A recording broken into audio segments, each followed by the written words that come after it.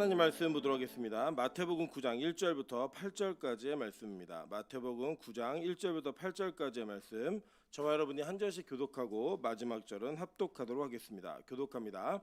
예수께서 배에 오르사 건너가 본 동네에 이르시니 침상에 누운 중풍병자를 사람들이 데리고 오거늘 예수께서 그들의 믿음을 보시고 중풍병자에게 이르시되 작은 자야 안심하라 내 죄 사함을 받았느니라.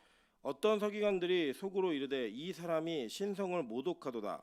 예수께서 그 생각을 아시고 이르시되 너희가 어찌하여 마음에 악한 생각을 하느냐. 내 죄 사함을 받았느니라 하는 말과 일어나 걸어가라 하는 말 중에 어느 것이 쉽겠느냐. 그러나 인자가 세상에서 죄를 사하는 권능이 있는 줄을 너희로 알게 하려 하노라 하시고 중풍병자에게 말씀하시되 일어나 내 침상을 가지고 집으로 가라 하시니 그가 일어나 집으로 돌아가거늘 무리가 보고 두려워하며 이런 권능을 사람에게 주신 하나님께 영광을 돌리니라. 아멘. 네, 우리 주변에 있는 분들에게 이렇게 한번 인사하도록 하겠습니다. 눈이 부십니다. 네, 다시 한번 앞뒤로 인사하겠습니다. 당신 근처에 앉으니 눈이 부십니다.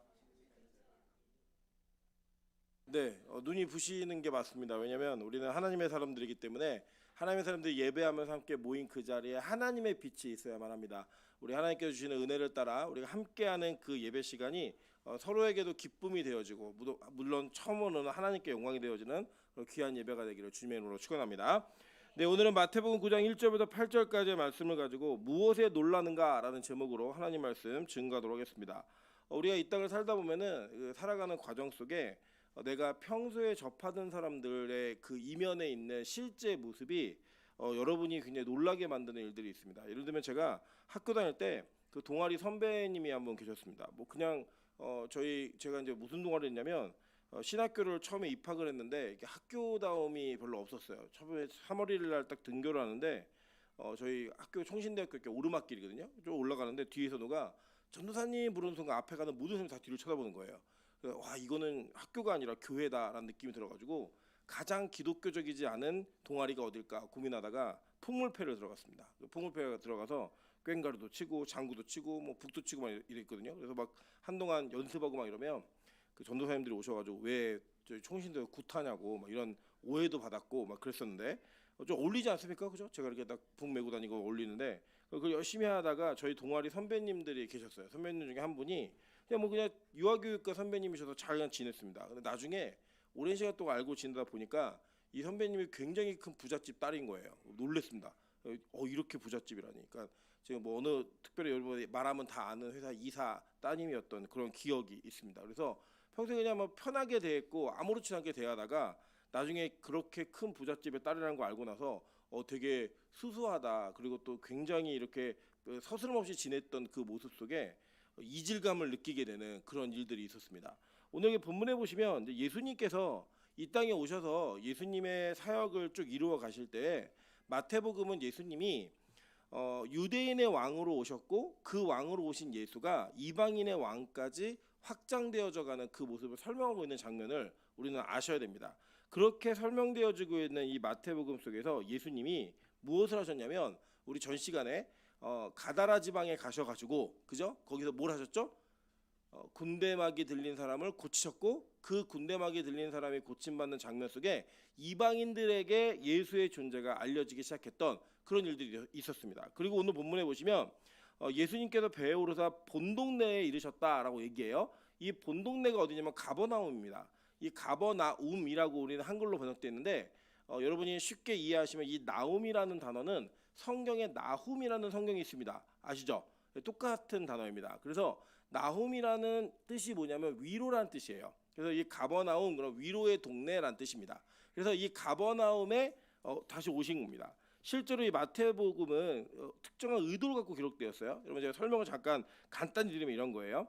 우리가 어떠한 사실이 있는데 그 사실을 시간 순서로 나열하면 그 시간 순서로 나열됐다는 것 때문에 더 신뢰가 가기는 하지만 꼭 시간 순서로 나열했기 때문에 사실은 아니에요. 그죠? 예, 뭐 예를 들면 거짓말을 하고 알리바이를 세울 때 영화 같은 걸 보면 시간 순서로 쭉 자기가 뭘 했는지를 얘기를 합니다. 그래서 그 시간의 순서가 쭉 맞는 것 같으면 이 사람은 그 시간에 뭘 했구나라고 우리가 예측을 하고 그렇게 확정을 짓지만 그 사람이 거짓말하는 걸 수도 있잖아요. 그죠? 반대로 시간 순서가 어그러지게 얘기했다고 얘기해서 꼭 그것이 잘못된 내용만은 아니에요. 때로는 목적에 따라 시간의 순서를 바꾸어서 얘기할 수도 있습니다. 뭐 예를 들어 볼게요. 제가 오늘 누군가에게 질문을 던지는 거예요.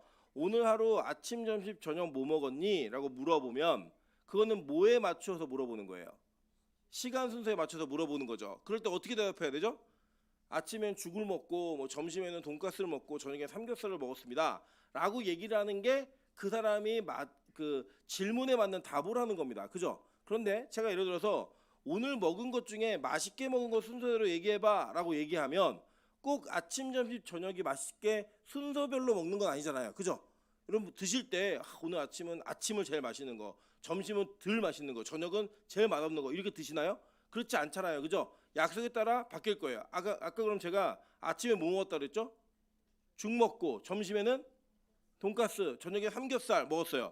그럼 제가 거꾸로 질문을 던졌을 때, 다른 질문 던졌을 때 오늘 제일 맛있게 먹은 순서대로 얘기해봐. 그럼 여러분 어떻게 대답하시겠어요?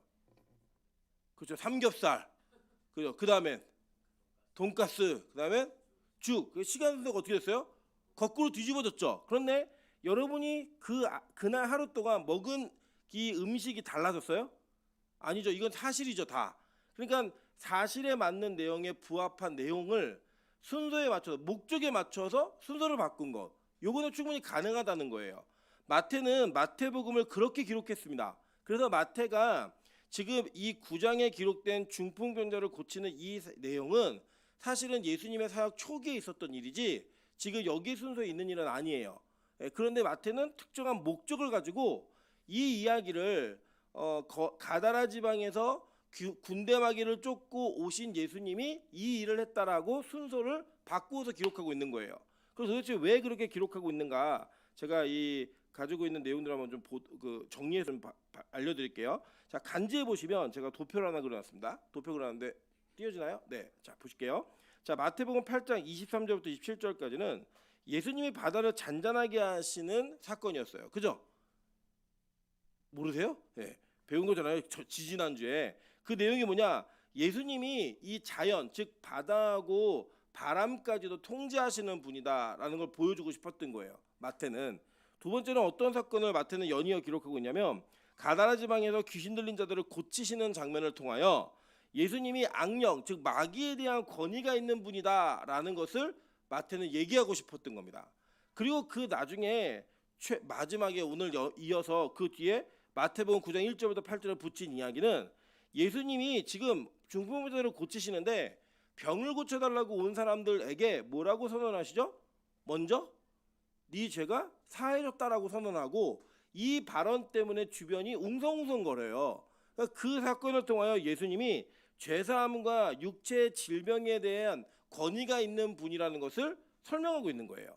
자, 이해되셨죠? 무슨 말인지. 그러니까 마태는 예수님의 권위를 어떤 영역에 맞춰서 설명하고 싶었던 거예요. 첫째는 자연에 관해서, 그리고 악한 마귀, 영적 존재들에 관해서, 그리고 마지막에는 죄사함의 문제에 대해서 가르쳐주고 싶었던 겁니다. 자, 이렇게 마태는 이 사건을 위해서 이 내용을 시간 순서에 맞지 않지만 목적에 맞게 기록하고 있는 걸 보게 됩니다. 자, 그렇다면 이 사건이 기록되어진 다른 성경들은 이 사건을 어떻게 기록했나 한번 읽어보도록 할게요. 자, 마가복음 2장 1절부터 12절입니다. 한번 제가 읽어드릴게요.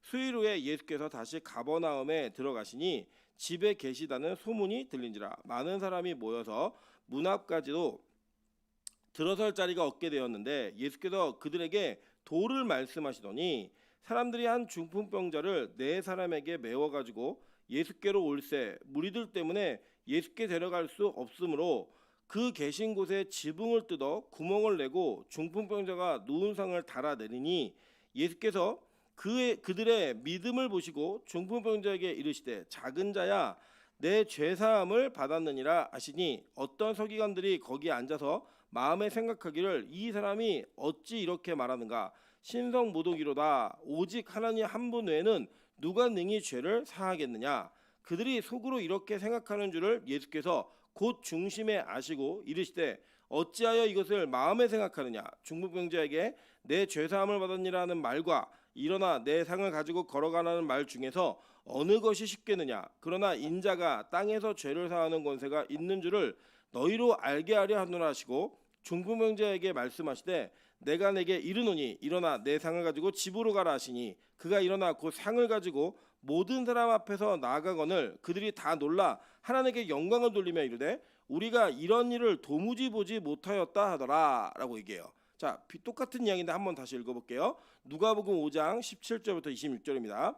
하루는 가르치실 때에 갈릴리의 각 마을과 유대와 예루살렘에서 온 바리새인과 율법 교사들이 앉았는데 병을 고치는 주의 능력이 예수와 함께하더라. 한 중풍병자를 사람들이 침상에 메고 와서 예수 앞에 들어놓고자 했으나 무리 때문에 메고 들어갈 길을 얻지 못한지라. 지붕에 올라가 기와를 벗기고 병자를 침상째 무리 가운데로 예수 앞에 달아내리니 예수께서 그들의 믿음을 보시고 이르시되 이 사람아 내 죄 사함을 받았느니라 하시니 서기관과 바리새인들이 생각하여 이르되 이 신성모독하는 자가 누구냐 오직 하나님 외에 누가 능히 죄를 사하겠느냐.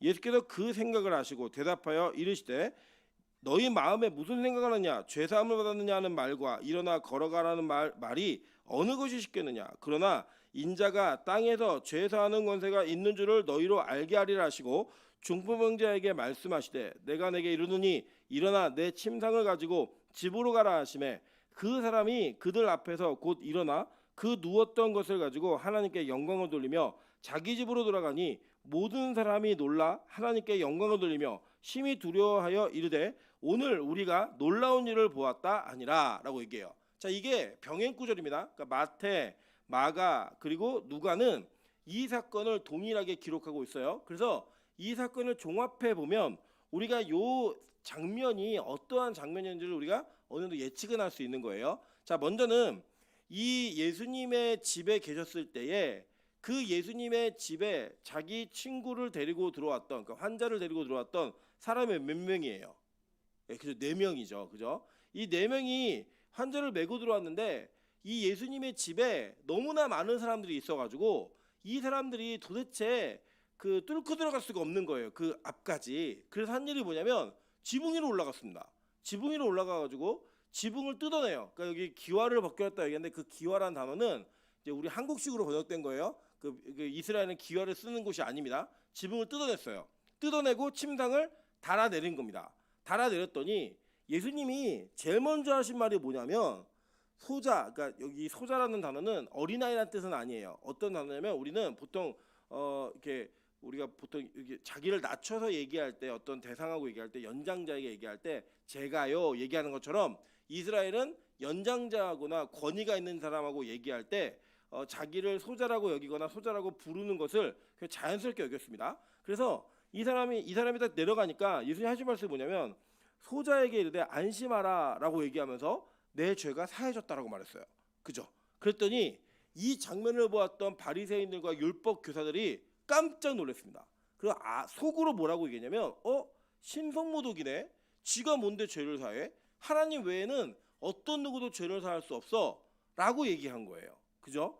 그런 다음에 예수님이 그들의 마음에서 혼자서 그렇게 얘기한 내용들, 그러니까 이거 공통적으로 다 느낀 거예요. 율법 교사들은 그걸 딱 중심에 아시고 뭐라고 얘기하시냐면 야 내가 죄사함을 받았다라고 얘기하는 것과 지금 이 중풍병자에게 일어나 걸으라 하는 것 중에 뭐가 더 어렵겠니? 그런데 내가 죄사하는 권세가 있는 것을 알게 하려고 일부러 그 얘기한 거야 라고 얘기하면서 중풍병자에게 야 너 일어나서 걸어가 라고 얘기한 거예요. 그리고 그가 진짜 일어나서 들고 나간 겁니다. 이 사건의 내용은 이거예요. 그리고 이것을 마테마가 누가는 각자 본대로 기록하고 성령께서 감동을 주신 대로 기록한 겁니다. 자, 이해되셨죠? 여기까지는. 자, 그러면 이 사건 안에서 우리가 이 사건 속에 숨겨져 있는 복음의 비밀이 무엇이고 또 이것을 마태와 또 다른 저자들은 어떤 의도로 기록을 해서 우리에게 무엇을 남겨주고 싶었는가 요거를 느끼셔야 되는 거예요. 자, 그래야 이제 성경 읽기를 제대로 하시는 겁니다. 자, 이런 겁니다. 분명히 성경은 1차 독자가 있어요. 첫 번째 읽었던 독자가 있고 첫 번째 들었던 독자가 있어요. 그래서 그 독자와 청자에게 성경은 분명히 말하고자 하는 내용을 담아낸 겁니다.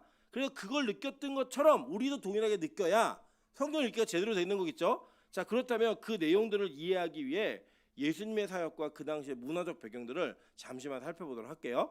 자, 먼저는 가버나움에서의 예수님의 사역입니다. 여러분 실제로 보시면 예수님의 사역에 총 있는 모든 사역 가운데 3분의 2는 다 갈릴리에 있는 일들이에요. 예. 그리고 이 갈릴리에 있었던 일들의 3분의 2는 다 가버나움에서의 사역입니다. 그러니까 여러분 이게 예수님이 많은 일을 하신 것 같은데 성경은 의도적으로 예수님이 수많은 사역을 하셨는데 그 중에 선택적으로 기록을 해요. 요한이 그렇게 말하죠. 죄송합니다. 예수님이 하신 모든 일을 다 기록하면 이 세상에 책으로 기록하면 모자라서 기록 다 못한다. 이렇게 얘기를 표현했어요. 그런데 분명히 예수님의 사역 가운데 필요한 사역들만 기록했단 말이에요. 근데 그 기록한 사역의 모든 사역의 3분의 2는 다 갈릴리 지역에서 했어요. 네. 자, 보시면 지금 제가 간제 지도 하나 실어드렸죠. 지도 보시면 그 지도에 있는 데가 갈릴리입니다. 이 지역이 갈릴리 지역이에요. 여기서 예수님이 거의 대부분의 사역을 하신 거예요. 자, 그리고 이 갈릴리에 있었던 사역의 3분의 2가 또 어디에서 사역이라고요? 가버나움이라는 곳의 사역이에요. 여기가 바로 뭐냐? 위로의 동네란 뜻입니다.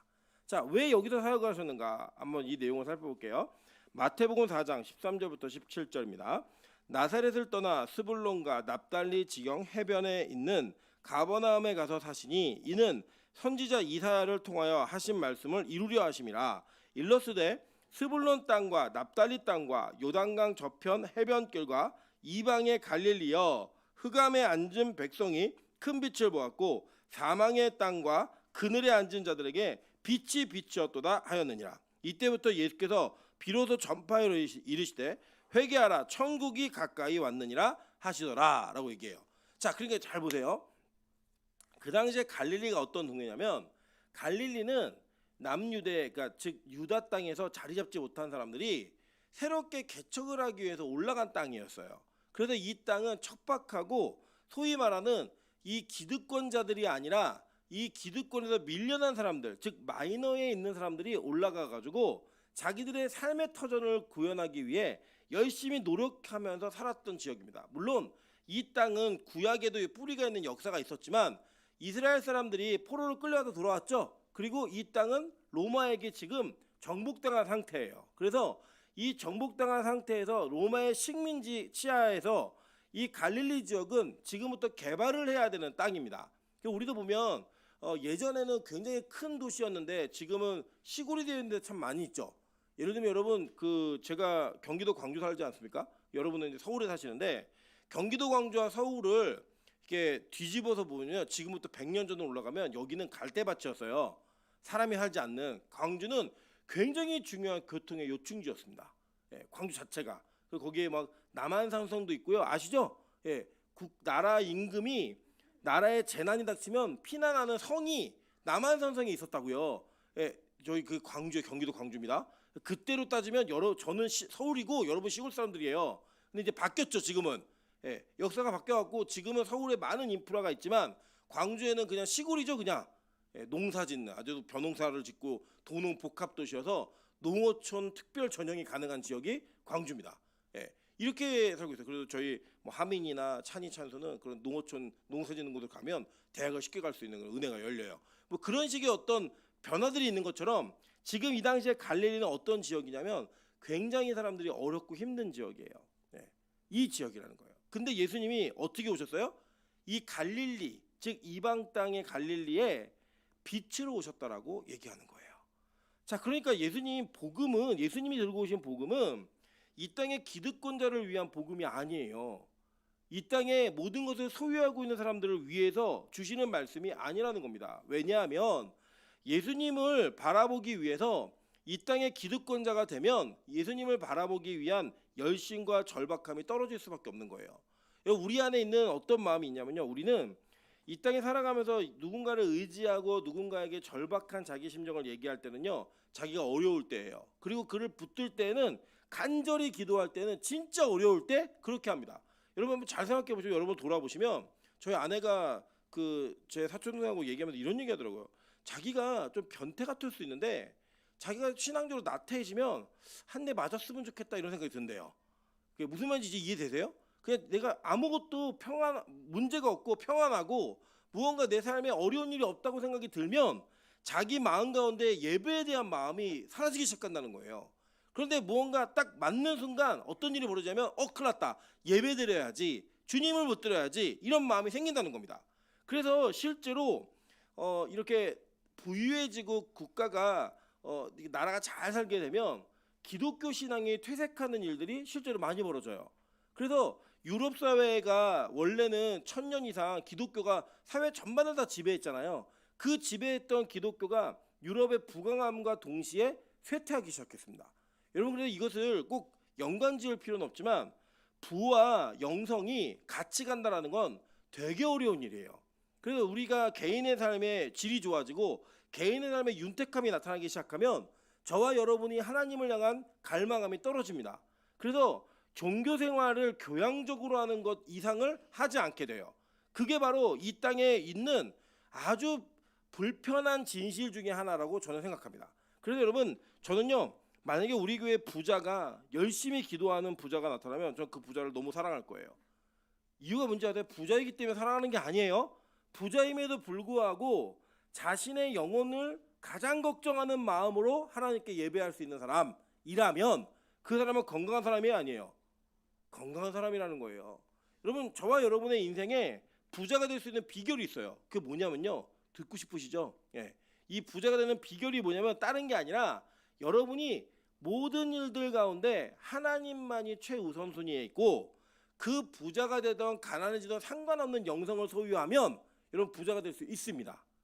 아멘? 아멘 안 하시는데 부자 안 되고 싶으세요? 예. 그런데 이게 가능하다 불가능하다?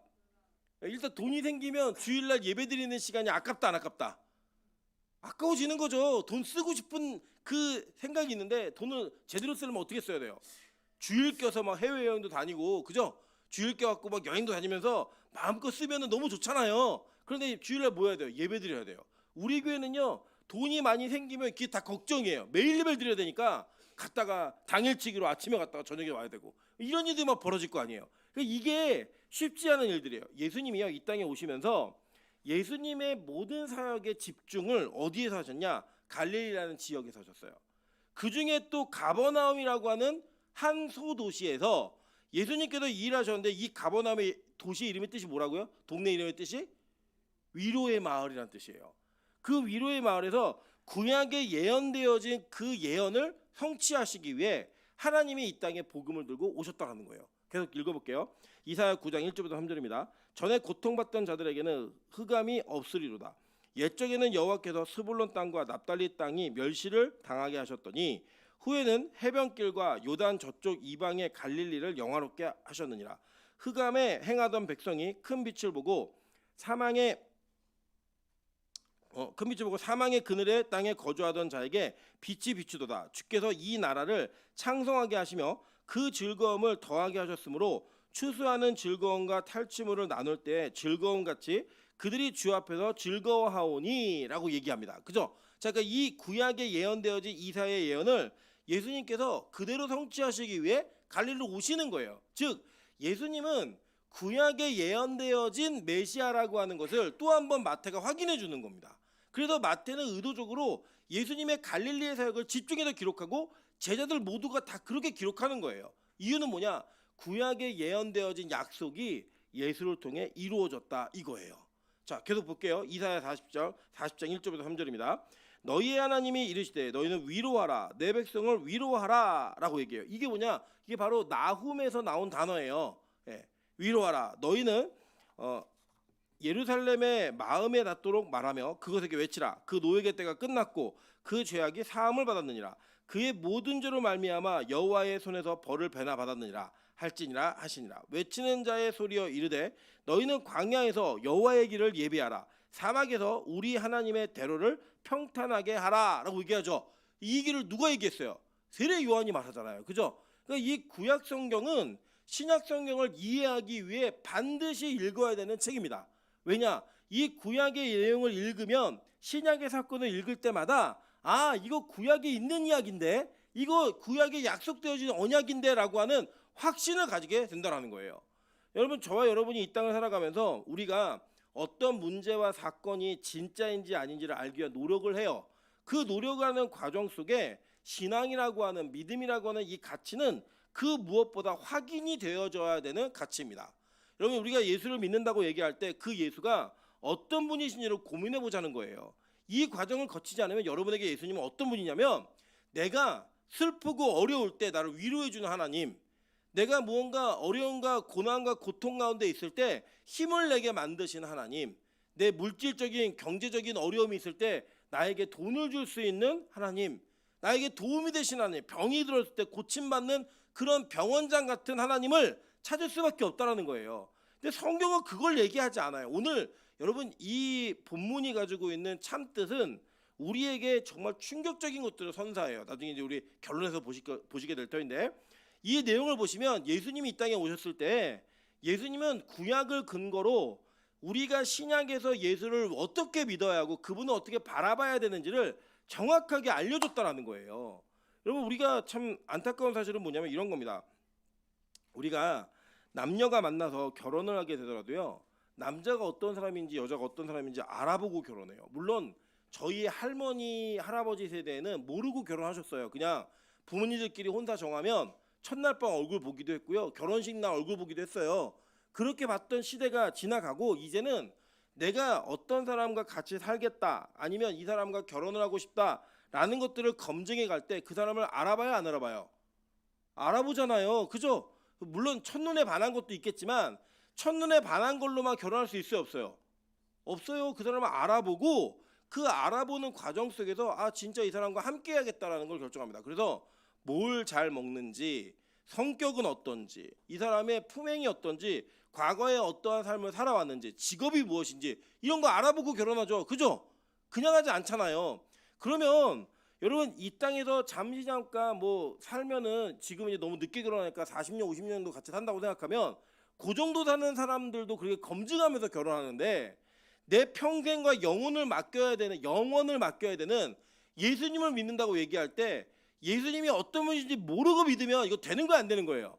안 되는 거라고요. 그래서 구약 성경을 반드시 공부해야만 하고요, 구약에 있는 이야기와 신약을 연결해서 우리는 그 내용이 무엇인지를 알아야 된다는 겁니다. 계속 볼게요.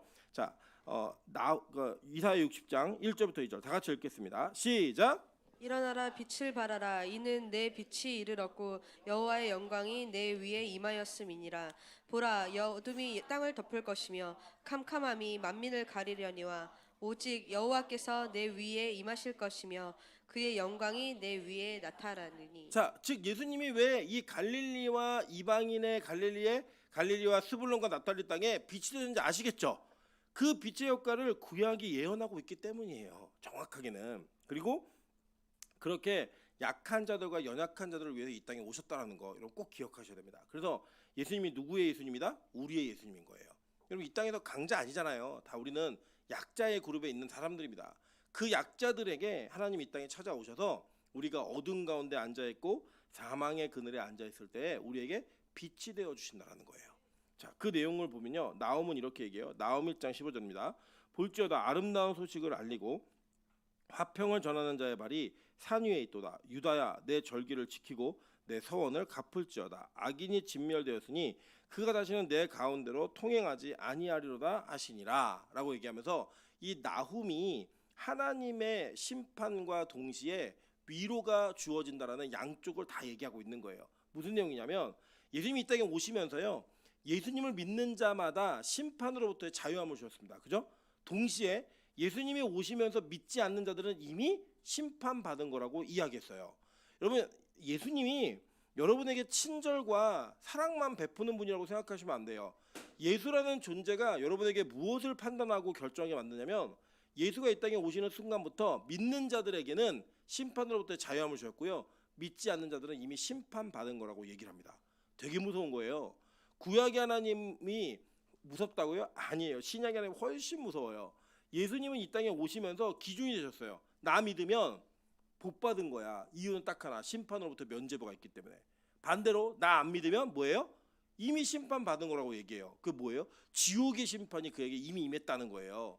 너무 무서운 얘기 아닙니까? 그것을 이 땅에 오셔서 가장 어두운, 그리고 스불론과 납달리 가장 변방, 그리고 이방의 갈릴리에서 이 일을 행하시는 거예요. 자, 보세요. 예수님이 이 땅에 오셔가지고 이 일을 행하시면서 이루어 가실 때에 지금 이 본동네 즉 가버나움에 들어갔는데 누가 오냐? 침상에 누운 중풍병자가 온 거예요. 자, 그래 이 중풍병자는 어떤 사람이냐면 이 마비증이에요. 전신이 마비되어진 자기 스스로 움직일 수 없는 사람입니다. 그래서 보니까 사람들이 데리고 네 명의 친구가 데리고 왔죠. 그럴 때 예수님이 그들의 믿음을 보시고 그리고 야, 너 안심해, 죄 사함 받았어라고 얘기해 버려요. 그죠? 자, 요게 이제 우리에게 힌트를 하나 주는 게 있어요. 자, 이걸 어떤 분들은 이걸 어떻게 해석하시냐면 좋은 친구를 만나면 그들이 기도하면은 구원받을 수 있다라고 얘기하세요. 그죠? 근데 한번 여러분 생각해 보실게요. 이 중풍병자라고 하더라도 말은 하잖아요. 그죠? 말은 하는데 이 중풍병자와 그 중풍병자까지 포함하면 5명이죠. 이 5명의 의견이 일치가 안 되면 여기 올 수 있어요, 없어요? 없죠. 그러면 이 중풍병자도 그들이라는 그 단어에 포함되는 거야, 안 되는 거예요? 포함되는 거죠. 그러니까 자신의 믿음의 고백이 있었기 때문에 가능한 거예요. 구원은 개인의 고백이 있어야지만 가능합니다. 이 사람의 믿음이 어떤 믿음인지 제가 이 마지막 성경 구절에서 확인해 드릴게요.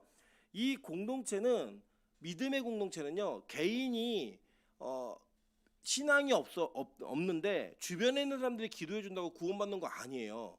우리가 노아의 방주에도 노아가 탔지만 노아의 8식구 같이 타죠. 근데 언제 탔어요? 비가 오기 전에 탔어요? 비 올 때 탔어요? 오기 전 일주일 전에 탔다고요. 그게 뭐예요? 믿음이었어요. 성경은 그걸 믿음이라고 얘기해요. 노아의 믿음이 아니라 그건 누구의 믿음이에요? 각자의 믿음이었다고요. 거기에 탄 배에 탄 믿음은. 그래서 예수님은 지금 이렇게 온 사람들 전체 공동체 그들의 믿음 속에 이 가운데 있었던 병자 즉 중풍병자의 믿음을 보신 거예요. 그래서 이 예수님께서는 이 땅에 오셔서 그 중풍병자를 만나서 하시는 이야기가 뭐냐면 내가 너 병 고쳐줄게가 아니에요. 뭘 얘기하셨죠? 내가 너 죄 사해줄게 요구를 하고요.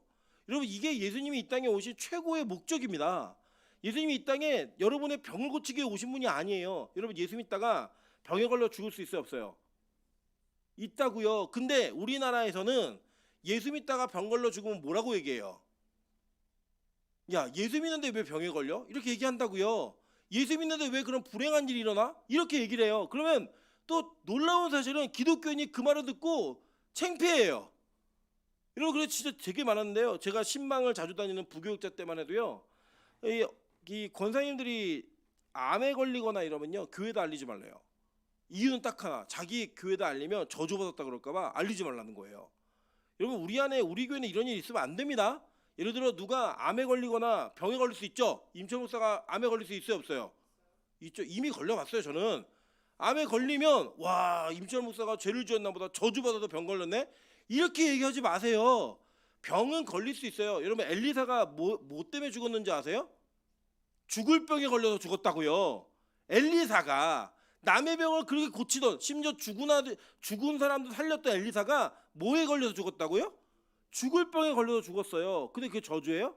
아니에요. 성경 그렇게 얘기하지 않아요.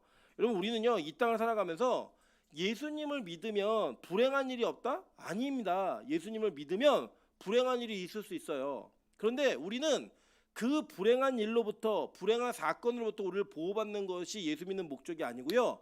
그러한 사건과 상황 속에서도 우리의 믿음을 지키는 게 예수 믿는 목적이에요. 예수님이 지키시는 것은 여러분의 평안과 안녕이 아니고요. 여러분의 믿음의 평안과 믿음의 안녕이라고요. 그걸 잊으시면 안 됩니다. 물론 초신자들에게 하나님께서 뭔가를 보여주시기 위해 그 이적과 기적을 통하여 믿음이 생기게 하는 경우는 있어요. 그러나 그 믿음이 있기 때문에 여러분에게 일어나는 모든 사건이 다 좋은 일만 일어나지는 않더라는 거예요. 여러분 제가 말씀 항상 드렸잖아요. 이 땅에서 하나님은 우리를 부르실 때 우리에게 역할을 맡기셨어요. 여러분 역할이라는 게 뭐냐면 영화를 보면요. 악역이 있고 선한 역이 있어요. 그죠? 그러면 이 역할이 자신의 역할을 충분히 다 해줘야지만 좋은 작품이 나오는 것처럼 하나님이 이 땅에 우리에게 모두 맡긴 역할이 있다고요. 그 중에 하나님은 선한 사람들의 역할을 선택하실 때에 선한 사람들이 이 땅에서 유능하고 잘 되는 것으로만 부르지 않으셨어요. 어떻게 부르시냐면요. 여러분이 평생에 병으로 고생하다가 죽을 수도 있어요. 여러분 평생에 가난을 벗어나지 못하고 죽을 수도 있다고요. 빚더미에 떠앉아서 인생을 끝낼 수도 있어요. 그런데 그 가운데서도 하나님은 믿음의 고백을 하게 만드시는 거예요. 반대로 여러분 평생 부유하게 살다가 여러분 하나님 앞에 부름받을 수도 있어요. 여러분 부족함이 없이 살아가면서 인생의 역전을 경험하는 분도 계실 거예요. 병 가운데서 낫는 분도 계실 거고요. 그런 분들 역시 하나님에 대한 믿음을 고백하고 죽게 만드시는 거예요. 왜요? 하나님이 우리에게 원하시는 건 다른 것이 아니라 믿음으로 인한 죄사함, 그 믿음 때문에 얻어지는 죄로부터의 자유함, 이것이 우리의 신앙의 목적이라고요. 여러분 그래서 뭐 제가 이제 보면 이래요. 옛날 어른들은 믿음으로 목사님이 기도 열심히 해서 교회를 크게 지었다 그러면 우와 막 이래요. 근데 젊은이도 안 그래요. 그게 뭐? 그게 무슨 의미가 있어? 이런 대답이 있어요. 이제는 세상이. 여러분 진짜 예수 믿어갖고 기업을 크게 만들면 그게 많은 사람들한테 간증이 되고 많은 사람들이 예수 믿게 돌아오는 증거가 될까요? 그러면 여러분 적어도 우리나라에서 제일 큰 기업은 예수 믿는 기업이어야 될 거 아니에요. 근데 아니에요. 그렇지 않다고요. 적어도 제일 유명한 사람은 예수 믿는 사람이어야 될 거 아니에요. 그렇지 않아요. 이 땅에 하나님이 원하시는 건 그런 게 아니라는 겁니다. 자 보세요. 누가복음 7장 47절부터 50절입니다. 이러므로 내가 내게 말하노니 그의 많은 죄가 사하여졌도다. 이는 그의 사랑함이 많음이라. 사함을 받은 일이 적은 자는 적게 사랑하느니라. 이에 여자에게 이르시되 내 죄사함을 받았느니라 하시니 함께 있는 앉아 있는 자들이 속으로 말하되 이가 누구시기에 죄도 사하느냐 하더라. 예수께서 여자에게 이르시되 내 믿음이 너를 구원하였으니 평안히 가라 하시니라 라고 얘기해요. 자 예수님이 이 땅에 오셔서 최고의 사역을 하신 내용이 뭐냐면 죄사함에 대한 내용이었다고요. 근데 그 죄사함에 대한 내용을 선포할 때마다 많은 사람들이 느꼈던 게 뭐냐면 야, 이 사람들 이제 누군데 죄를 사해? 지가 뭔데? 이거였다고요. 근데 이 성경은 뭘 얘기하는 거냐면 이 예수는 죄를 사할 수 있는 분이야. 이걸 가르치고 있는 거예요. 그래서 여러분 이 병에 대한 이야기도 잘 이해하세요. 모든 병이 그렇진 않지만 때때로는 어떤 병은 죄 때문에 오는 병이 있어요. 그래서 그 죄사함과 병 고침의 이야기가 연결되어진 이야기들이 있어요. 그 뭐냐? 죄로 인한 병이 우리에겐 다 와요. 여러분 예를 들어 볼게요. 우리가 원래는 창조되었을 때 어떻게 창조되었어요? 영원히 살도록 창조되었어요. 근데 아파요? 아니요. 늙어요? 아니요. 어디가 피곤해요? 그렇지 않아요. 그리고 영원히 살았다고 우리는 원래 그렇게. 근데 왜 우리가 늙고 병들어요? 죄를 지었기 때문이에요. 그래서 우리의 노화도 뭐 때문이다? 원인이? 죄 때문이에요. 그래서 결국에 그것이 진행되어지면 마지막에는 뭐예요? 죽음이에요. 사망이라고요. 그 사망의 권세는 뭐 때문에 들어왔냐? 죄 때문에 우리에게 들어온 결과예요. 그 결과를 고치고 그 결과를 회복시키는 사역이 예수님의 사역이었다고요. 죄의 문제가 해결되는 것은요. 여러분이 영원한 심판으로부터의 자유함을 얻고 이전에 창조 때보다 더 영광스러운 모습으로 영원히 사는 존재가 되는 것. 그게 기독교의 목적인 겁니다. 예수님은 이것을 위해 이 땅에 오셨고 죄사함의 문제를 그래서 크게 다루시는 거예요. 그래서 볼게요. 요한복음 6장 26절부터 26절하고요. 66절과 69절까지 한번 볼게요. 예수께서 대답하여 이르시되 내가 진실로 진실로 너에게 이르노니 너희가 나를 찾는 까닭은 나를 찾는 것은 표적을 본 까닭이 아니요 떡을 먹고 배부른 까닭이로다 라고 얘기해요. 그러니까 예수님 시대에도요. 예수님을 따라다녔던 그 따라다니는 무리 속에 진짜 예수님의 목적이 무엇인지를 모르고 따라다니는 인생들이 있었어요. 누구예요? 배부른 인생들. 예수님 좀 뭔가 얻은 떡고물이 있는 거예요. 그러니까 그게 목적이 되어서 따라다닌 거예요. 예수님이 여기서 말씀하신 건 뭐냐면 표적이 뭐였죠? 세메이온이라는 헬라어죠. 화살표. 그러니까 표적을 보면 그 표적 때문에 아 예수님이 메시아구나 이걸 알아야 된다고요. 근데 그거 별로 관심이 없어요. 왜요? 떡에 관심이 있는 거예요. 여러분 그래도 우리가 신앙의 목적을요 그런 데 두시면 안 됩니다. 예수님을 믿는다고 얘기하는데 예수 잘 믿으면 우리 집안이 잘 되겠지. 예수 잘 믿으면 나에게 뭔가 좋은 일이 있겠지 라고 하는 게 목적이 되어서 그게 있으면 은혜를 받고 그게 없으면 시험에 드는 이런 모든 행태가 누구예요? 떡 먹고 배불러서 예수님을 쫓아내는 그 무리와 동일하다는 거예요. 이게 되게 무섭지 않습니까? 우리 신앙생활 배우면 이렇게 했잖아요. 주님 뭐 기도하다가 이번에 시험에 막 붙었는데 붙으면 막 너무 기뻐하고 떨어지면 하나님이 안 살아계시다고 얘기하고 저 그런 거 많이 봤어요 진짜로. 특히 청년들이 이런 얄팍한 믿음에 접근을 하는 분들이 되게 많아요. 어떤 접근하냐면요. 내가 예수를 믿어서 나에게 유익이 있는가 없는가. 굉장히 실용적인 시대가 되다 보니까 내가 예수를 믿음으로 말미암아 내가 손해를 보는가 이익을 보는가 이걸 가지고 따지는데 그 따짐이 어디에 기반하고 있냐? 이 땅에 기반하고 있는 거예요. 내가 이 시간에 예배를 드린 것과 이 시간에 공부를 하는 것, 사람들을 만나는 게 어떤 게 유익이지? 그걸 재요. 재 가지고 이게 유익인 것 같은데 그럼 그걸 선택하고 바꾸는 거죠.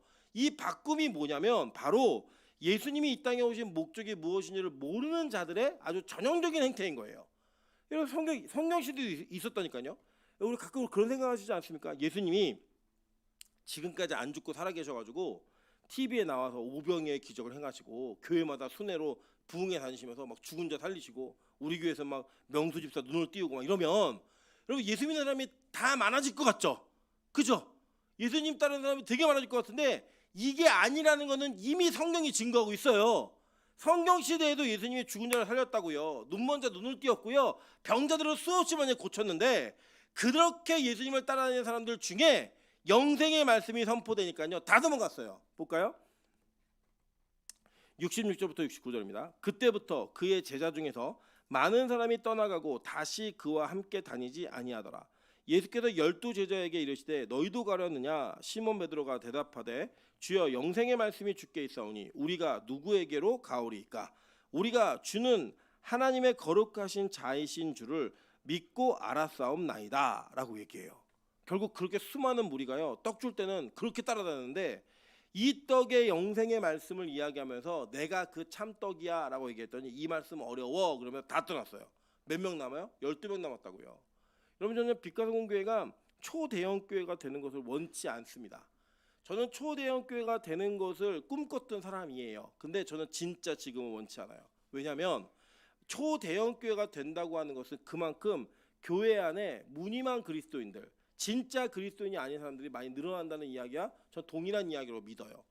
왜냐하면 진짜 영생의 말씀은요 그 영생의 말씀의 가치를 아는 사람만 듣고 남을 수가 있어요.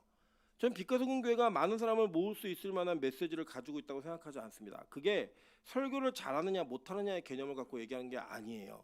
저는 제 설교가 잘한다 못한다라는 이 말이 누군가에게 들려진다 들려지지 않는다라는 개념으로 전 접근하지 않습니다. 딱 하나예요. 하나님 보시기에 이 말씀이 정직하게 맞는 이야기가 틀린 이야기가 이거에만 전 집중해요. 그래서 저는 하나님 말씀에 맞는 이야기를 하면 많은 사람이 모일 거라고 생각하지 않습니다. 너무 죄송하지만 너무 죄송해요. 저는 교회를 성장시킬 만한 능력이 없는 사람이에요. 왜냐? 저는 진리의 말씀을 선포하는 것에 제 인생에 목숨을 걸었기 때문입니다. 제 인생의 전반을 다 거기에 걸었어요. 진짜 진리는요. 여러분 불편해요? 안 불편해요? 불편해요. 이게 편하지 않아요. 전하는 저도 불편한데 듣는 여러분 얼마나 불편하시겠어요.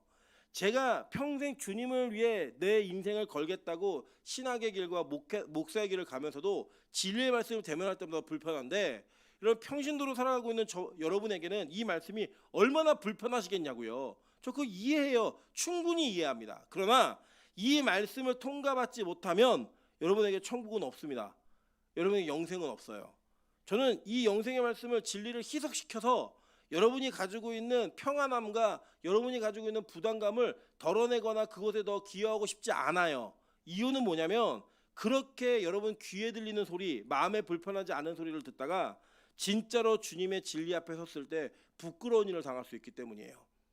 여러분 저는 빛가소금교회가 한 가지는 자랑스럽게 얘기할 수 있는 기준이 있었으면 좋겠습니다. 딱 하나예요. 야, 우리는 진짜 진리의 말씀을 들을 수 있는 교회야. 진짜 성경을 그대로 읽을 수 있는 교회야. 저는 그 말씀을 꼭 듣고 싶어요. 그렇다면 그 말씀이 오늘 여러분에게 어떻게 부딪히냐는 거예요. 자, 보면요. 오늘 이 가치를 몰랐던 사람들은요. 예수님의 실제 그 존재 가치가 무엇인지 그걸 몰랐던 사람은요. 예수님을 어떻게 됐는지 한번 볼게요. 자, 11번 보겠습니다. 11번. 누가복음 17장 15절부터 19절입니다. 다 같이 읽어볼게요. 자, 시작. 그 중에 한 사람이 자기가 낳은 것을 보고 큰 소리로 하나님께 영광을 돌리며 돌아와 예수의 발 아래에 엎드려 감사하니 그는 사마리아 사람이라. 예수께서 대답하여 이르시되 10 사람이 다 깨끗함을 받지 아니하였느냐? 그 9은 어디 있느냐? 이 이방인 외에는 하나님께 영광을 돌리러 돌아온 자가 없느냐 하시고 그에게 이르시되 일어나 가라 내 믿음이 너를 구원하였느니라 하시더라. 자, 이 말씀의 풀 스토리를 말씀드리면 이런 거예요. 10명의 문둥병자가 있었어요. 예. 근데 이 10명의 문둥병자가 예수님께 나와서 간구합니다. 우리를 고쳐주세요. 예수님이 뭐라고 얘기하냐면 야 너희들 몸을 제사장에 가서 보여라고 얘기했어요. 그래서 이 10사람이 가다가 다 고침받았어요.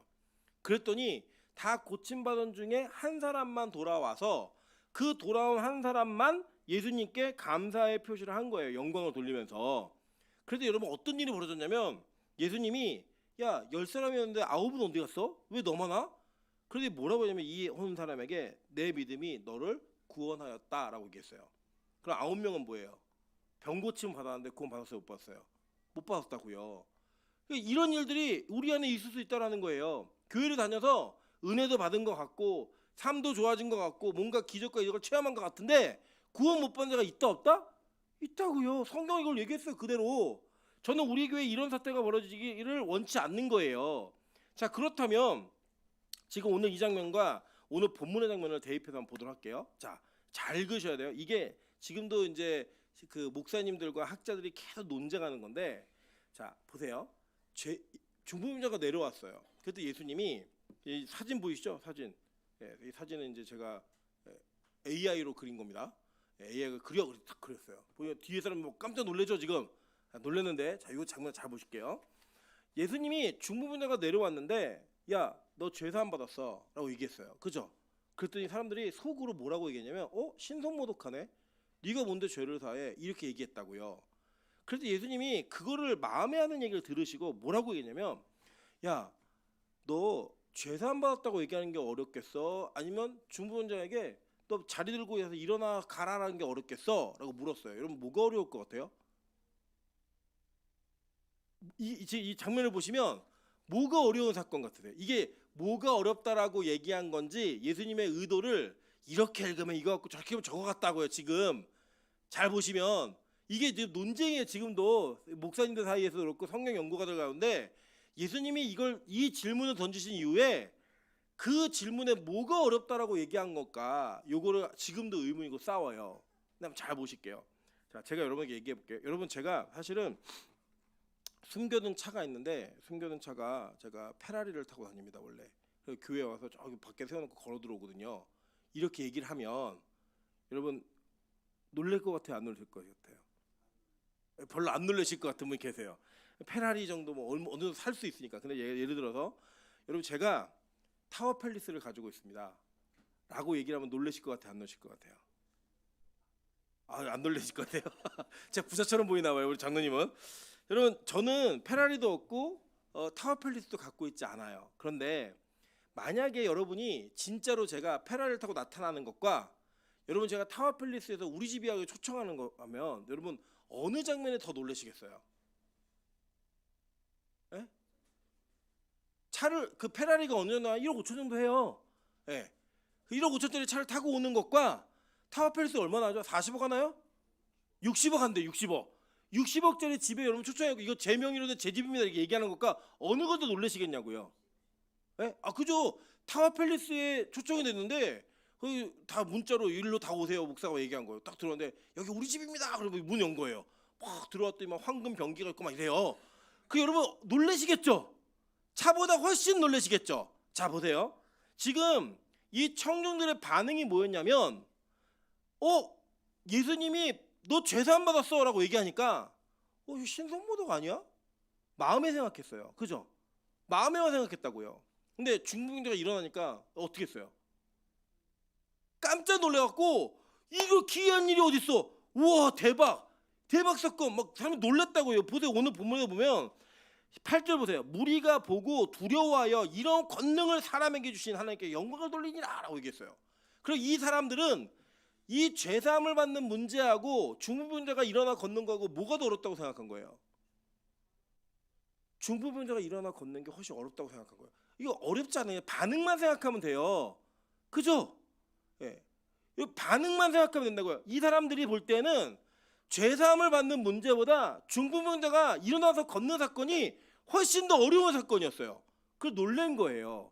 근데 예수님이 이걸 집중하고 있을 때에 이 사람에게 다 모두가 집중했겠죠. 한번 생각해 보세요. 우리가 지금 막 얘기하는데 막 지붕이 막 뜯어져요. 푹 뜯어지더니 중풍병자가 내려오는 거예요. 예, 상에 달려가지고. 그러면 사람들이 뭘 기대하겠어요? 이전에 예수님께서 병을 고쳐왔으니까 병 고칠 걸 기대할 거 아니에요. 그죠? 이 사람들이 왜 왔어요?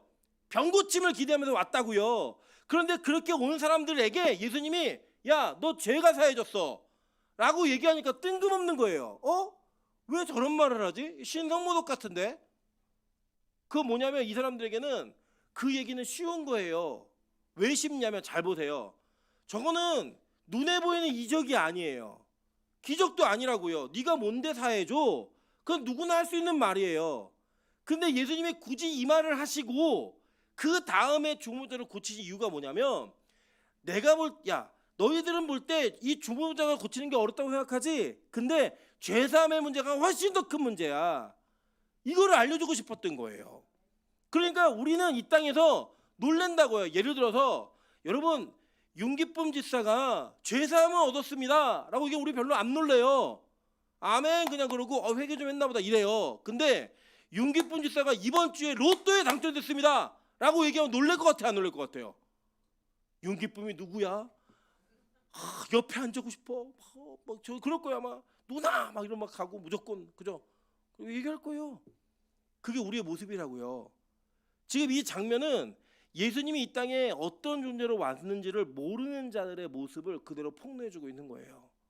그대로 고발해주는 거예요. 제자들은 얘기하는 거예요. 아니야, 예수님의 진짜 사역은 죄사함 때문에 이 땅에 오신 건데 예수님이 병 고치는 거 보고 놀래고 앉아있는 그 사건에 진짜 예수님이 어떤 분이신지를 얘기하는 거예요. 여러분 우리가요 이 땅을 살아가면서요 우리는 죄사함의 문제가 별로 큰 문제라고 생각하지 않아요. 그냥 당연히 도덕적 윤리적 관점에서 내가 이런 죄를 지었습니다. 누굴 미워했어요. 뭐 누구 걸 훔쳤어요. 뭐 누구를 정말 죽이고 싶었어요. 막 이렇게 고백하는 것으로 어떤 양심의 가책에서 벗어나고 죄책으로부터 벗어나는 걸 죄사함과 회개라고 여기는 경우가 너무 많아요. 성경은요 그 정도의 죄사함을 얘기하는 게 아니에요. 우리의 본질적인 우리의 생명을 바꾸어내는 이 사역이 죄사함의 사역이라고 얘기하는 거예요. 그래서 예수님과 특히 교회에서 예배드리는 사람들과 예수님이 만남이 있다면 그 최고의 만남은 죄인과 예수의 만남인 거예요. 그게 예수님의 최고의 사역이기 때문에. 마태복음 9장 11절부터 13절 이 뒤에 바로 이어진 이야기예요. 자 볼게요. 바리새인들이 보고 그의 제자들에게 이르되 어찌하여 너희 선생은 세리와 죄인들과 함께 잡수시느냐. 예수께서 들으시고 이르시되 건강한 자에게는 의사가 쓸데없고 병든 자에게라야 쓸데있느니라. 너희는 가서 내가 긍휼을 원하고 제사를 원하지 아니하노라 하신 뜻이 무엇인지 배우라. 나는 의인을 부르러 온 것이 아니요 죄인을 부르러 왔노라 하시니라. 여러분이 진짜 예수님 사랑하십니까? 그러면 여러분은 뭘 고백하셔야 되냐면 내가 얼마나 큰 죄인지를 고백하셔야 돼요. 그걸 인정하셔야 돼요. 그래야 예수가 필요한 거예요. 여러분 요새 뭐라고 얘기하면요 의료 사태 막 의료 시스템 붕괴됐잖아요 지금. 그래서 밤에 아프면 안 돼요. 그리고 진짜 막 너무 급하게 아프면 안 돼요. 지금 갈 병원이 없어요. 이제 앰뷸런스 그러니까 119를 불러도요 119에 타서 1시간씩 소요하는 거는 아주 기본적인 일이에요. 그냥 오늘 보니까 소아 당뇨 아이가 110kg를 갔대요. 110kg를 병원에 가려고. 여러분 잘 보세요. 지금 의료 붕괴 시스템에 그 공포를 느끼지 않는 분들은 어떤 분이냐면 아프지 않은 분들이에요. 무슨 상관이 병원에 안 갈 건데. 여러분 병원에 안 갈 건데 의사가 있고 없고 여러분들 상관이 있어요 없어요? 없잖아요. 근데 아픈 분들에게는 의사가 절박해요. 진짜 절박하다고요. 교회에 올 때 내가 죄인이 아니라고 생각하고 오는 분들은요 이 교회에 드리는 예배, 교회의 시스템, 교회에서의 나눔 그리고 하나님의 말씀이요 여러분이 절박하게 들리지 않아요. 뭔 상관이에요? 내가 의인인데. 누가 절박하냐면요 죄인이 절박해요. 죄의 문제가 해결돼야 될 사람이 절박한 거예요. 110kg요? 그게 멀다고요? 여러분 아이가 죽어가는데 그 110kg가 멀어요? 안 멀어요. 부모 입장에서는요 110kg 아니라 1100kg도 가야 되는 거예요. 여러분 교회 예배가 지겹고 힘드세요? 왜 힘들죠? 여러분이 의인이라고 생각하니까 힘든 거예요. 누구에게는 안 힘든지 아세요? 죄인에게는 힘들지 않아요. 우리 교회가 멀다고요? 아니요 멀지 않아요. 진짜 죄의 문제가 해결될 수 있는 말씀만 있다면, 그 예수와의 만남만 있다면 저는 절대로 이 교회는 멀지 않다고 생각해요. 우리 교회 보면요, 대부분 이 중계동에 사시는 분들이 거의 없고요, 다들 멀리 사세요. 근데 저는 그게 멀다고 생각하지 않는 거예요. 이유는 딱 하나, 진짜 절박하면 생명의 말씀이 있는 곳을 가야죠. 그 우리 모습인 거예요. 여러분, 예배 시간에 왜 지각이 되는 줄 아세요? 다른 거 아니에요. 절박하지 않기 때문이에요. 하나님과의 만남과 예배 시간에 뭔가 경건한 마음의 준비가 안 된 게 왜 그런지 아세요? 다른 거 아니에요. 내가 죄인이 아니기 때문이에요. 여러분, 예수님이 이 땅에 어떻게 오셨는지 아세요? 잃어버린 자를 찾으러 오셨어요. 누가복음 19장 10절입니다. 인자가 온 것은 잃어버린 자를 찾아 구원하려 함이니라. 예수님이 찾는 자는요, 잃어버린 사람들이에요. 잃어버린 사람이 뭐냐면 길을 잃은 사람들이에요. 원래대로 돌아가는 길을 잃어버린 사람들에게 오신 거예요. 로마서 5장 8절 한번 보겠습니다. 우리가 아직 죄인 되었을 때에 그리스도께서 우리를 위하여 죽으심으로 하나님께서 우리에 대한 자기 사랑을 확증하셨느니라 라고 얘기해요. 우리가 언제요? 죄인 되었을 때에. 그러니까 자기가 죄인이라고 고백하는 사람에게 하나님의 사랑이 오는 거예요. 저는 우리 빛가서군 교회가 죄인이 드글드글한 교회가 되길 소망합니다. 교회는 죄인을 죄짓지 않는 사람으로 만드는 곳이 아니에요. 너무 죄송하지만 교회는요, 죄인들이 모여서 죄의 문제를 해결받는 곳이에요. 그래서 이 교회는 죄인들이 모이는 곳이에요. 여기 옆에 사람 한번 보시겠어요? 화장을 하고 예쁘게 꾸미고 정상처럼 보이지만 무언가에 미쳐있는 죄인이에요. 죄인이라고요. 제가 어제도 무슨 얘기하다가 누가 그렇게 얘기했어요. 걔는 정상이 아니래요. 그래서 제가 이렇게 반문했어요. 이 땅에 정상이 있을까? 우리는 누군가에 무언가에 미쳐 살고 있어요.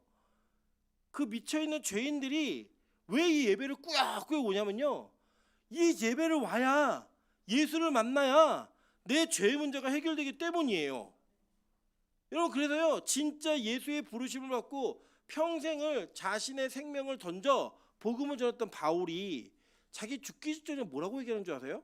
자, 디모데전서 1장 15절 다 같이 읽겠습니다. 시작. 미쁘다 모든 사람이 받을 만한 이 말이요, 그리스도 예수께서 죄인을 구원하시려고 세상에 임하셨다 하였도다. 죄인 중에 내가 괴순이라. 바울의 절박함이 느껴지지 않으십니까? 바울이 얼마나 예수님을 사랑했는지 느껴지지 않으십니까? 너무 사랑하고 너무 절박하니까 자기를 뭐라고 표현하냐면, 나 죄인 중에 괴수야, 나는 예수가 진짜 필요한 사람이야, 이 고백을 하는 거예요. 근데 우리는 여전히 이 땅에서 중풍병자가 일어나는 걸 보면서 놀랬던 그 군중처럼 진짜 죄사함의 권세가 있는 예수께서, 야, 진짜 큰 게 뭔지 알아? 정말 놀라야 되는 게 뭔지 알아? 진짜 어려운 게 뭔지 알아? 죄사함 받는 거야. 근데 우리는 그거 놀라지 않아요. 그거 놀라지 않고 뭐에 놀라냐면요, 중풍병자가 일어나는 거에 놀라는 거예요. 로또 되는 거에 놀라는 거예요. 지평수가 늘어나는 거에 놀라는 거예요. 그게 우리의 믿음의 수준이라고요. 예수를 찾아온 우리들의 수준이라고요. 오늘 마태는요, 예수님이 어떤 분인 걸 알려주고 있냐면, 야, 예수님은 그 정도의 분이 아니라 죄의 문제를 해결할 수 있는 권세가 있는 분이야. 그 예수를 만나야지. 결국 예수 믿고 병 고치려고 예수 믿어? 결국 돈 문제 해결하려고 예수 믿어? 인간관계 문제 해결하려고 예수 믿어? 아니야. 그게 아니라 진짜 예수 믿는 목적은 뭐냐면, 예수님이 너의 죄를 사해 주신다는 거야. 이거 얘기하는 거예요. 여러분, 오늘 설교 제목이 뭐냐면요, 무엇에 놀라고 있는 거예요. 여러분, 지금 무엇에 놀라고 계세요? 여러분, 제가 아까 서두에 저희 동아리 선배 이야기를 했어요. 잘 보실까요? 저는요, 부자에 놀란 거예요. 다른 거에 놀란 게 아니라. 믿음 있는 선배를 보고 놀란 게 아니고요, 부자인 사람에게 놀란 거예요. 왜요? 제 기준이 거기에 있으니까. 오, 부자네, 대단한 사람이네. 말씀으로 보면 아무것도 아닌데 20살짜리 저에게는 이 집안이 그렇게 부자였어? 이 누나가 그렇게 부잣집 딸이었어? 이거 놀란 거예요. 여러분, 뭐에 놀라고 계세요? 대형교회 가서 교회 사이즈에 놀라고 계세요? 여러분, 거기에 매여 있는 거예요. 우리 교회에 검사가, 판사가, 변호사가, 의사가 얼마나 많은지 놀라고 계세요? 여러분의 시각이 거기에 매여 있는 거라고요. 뭐에 놀라고 계세요? 저는 우리 빛가서군 교회가 매일 예배 드리고 있다는 거에 놀라셨으면 좋겠어요. 빛가서군 교회가 하나님을 모르던 사람들이 하나님을 알게 되는 거에 놀라셨으면 좋겠어요. 진짜로 우리 교회에 기적과 이적이 일어나지 않아도 말씀이 선포되고 있는 거에 놀라셨으면 좋겠어요. 뭐에 놀라고 계시죠? 그 놀라는 수준이 여러분의 신앙의 수준이에요. 그 놀래고 있는 그 이슈가 여러분이 예수를 믿는 목적이에요. 오늘 성경 우리에게 묻는 겁니다. 너 뭐에 놀래고 있어? 예수 왜 믿는 거야? 예수 믿는 목적이 도대체 뭔데? 그 목적이 여러분에게 확인되어지는 귀한 시간 되기를 소망합니다. 그렇게 주님을 고백할 수 있는 저와 여러분 되시기를 주님의 이름으로 축원합니다. 같이 한번 찬양